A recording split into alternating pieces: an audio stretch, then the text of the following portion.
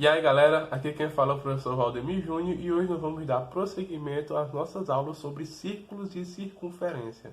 Já vai deixando aquele gostei para fortalecer, né? Porque isso nos ajuda muito a continuar trazendo esse conteúdo para vocês. Então bora lá. Hoje nós vamos falar sobre posições relativas entre circunferências. Essa parte de posições relativas entre circunferências é mais vista na geometria analítica. Mas como a nossa playlist é sobre circunferência, né? Vamos abranger todos os assuntos para ficar uma playlist bem bacaninha, tá? Bem redondinha. Vamos lá, né? A gente vai começar falando da posição entre duas circunferências, que são as circunferências tangentes, tá? Duas circunferências elas podem ser tangentes externas ou tangentes internas.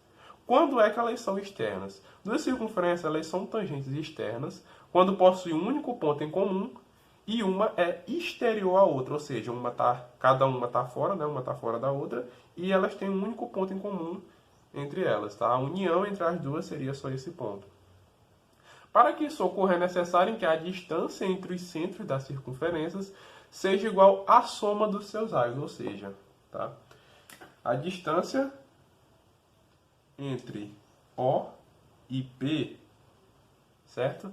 Ela tem que ser igual à soma dos raios R1 da circunferência 1 mais R2 da circunferência 2. Não, vou fazer assim. No lugar de colocar R1 e R2, como a gente está usando O e P, vou colocar aqui RO da circunferência de raio O mais RP da circunferência de centro P, tá? Só ligar os raios. Rapidão. Então, aqui seria o raio O, RO, e aqui o raio P. RP, tá? Então é isso. Duas circunferências são tangentes externas quando a distância entre seus centros for igual à soma dos seus raios, tá? E o ponto de interseção, só para completar, o ponto de interseção entre O e P seria o ponto X, tá? E duas circunferências elas são tangentes internas quando elas possuírem um único ponto em comum e uma é interior à outra, ou seja, a diferença é que aqui, né, uma está fora, elas estão juntas só assim, e aqui uma fica dentro da outra. E a diferença, né, a tangência entre os dois seria o ponto X. Então, para que isso ocorra, é necessário que o centro das circunferências, a distância entre os centros das circunferências, seja igual à diferença dos seus raios, tá? Da mesma forma, se eu pego a distância de O até P, essa distância aqui, ela tem que ser igual à diferença dos raios, tá? RO menos RP. Beleza? Fica comigo aí, que tem mais duas posições no próximo take. Bora! Se vocês estiverem gostando, se inscreve aí no nosso canal, ativa o sininho da notificação para dar aquela força, certo? Vamos lá. Agora a gente vai ver circunferências externas e circunferências secantes.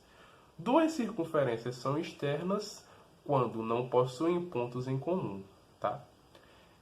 Para que isso ocorra, é necessário que a distância entre os centros das circunferências seja maior do que a soma entre os seus raios, tá? Eu coloquei aqui de vermelho a distância entre o centro O e o centro P, e de preto eu coloquei aqui o raio RO e o raio RP. Percebe que mesmo se a gente juntar, né, os raios virem até as bordas aqui, sobra esse espaço.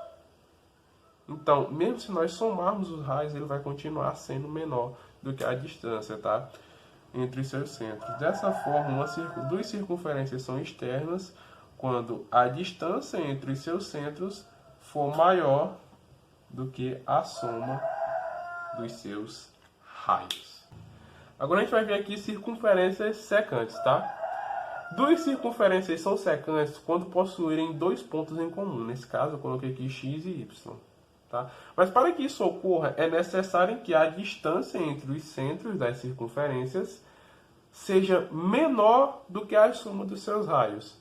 Só que essa distância, ela não pode ser menor do que a diferença entre os raios, tá? Dessa forma, deixa eu escrever aqui. A distância de O até P, tá? Ela tem que ser menor do que a soma do raio O mais do raio P, só que ela tem que ser maior também do que a diferença entre o raio O e o raio P. Para ficar um pouco mais fácil de entender, é só você lembrar da condição de existência entre a condição de existência de um triângulo, tá? A condição de existência do triângulo, a condição de existência de um triângulo é aquela, né, onde qualquer um dos lados tem que ser menor do que a soma dos outros dois, só que ele não pode ser menor do que a diferença entre os outros dois lados, tá?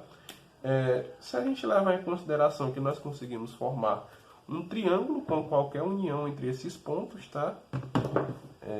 Se a gente unir a distância entre os dois centros, O e P,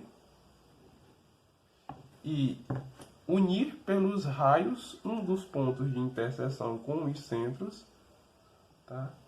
Aqui do ponto X até O, e agora do ponto X até P.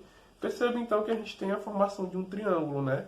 Então é só lembrar da condição de existência de um triângulo. Um lado, no caso a distância, ela não pode ser maior do que a soma dos outros dois lados, porém ela não pode ser menor do que a diferença entre os outros lados, tá?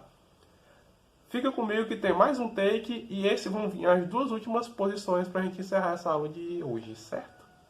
Vamos então encerrar a aula de hoje, né, falando de circunferências internas e concêntricas, tá?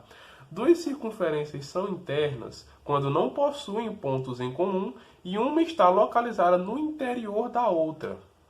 Para que isso ocorra, é necessário que a distância entre os centros das circunferências seja menor do que a soma dos seus raios, tá? Então, para que elas sejam internas, a distância entre O e P tem que ser menor do que a soma dos raios R1 e R2. A R1 e R2 não.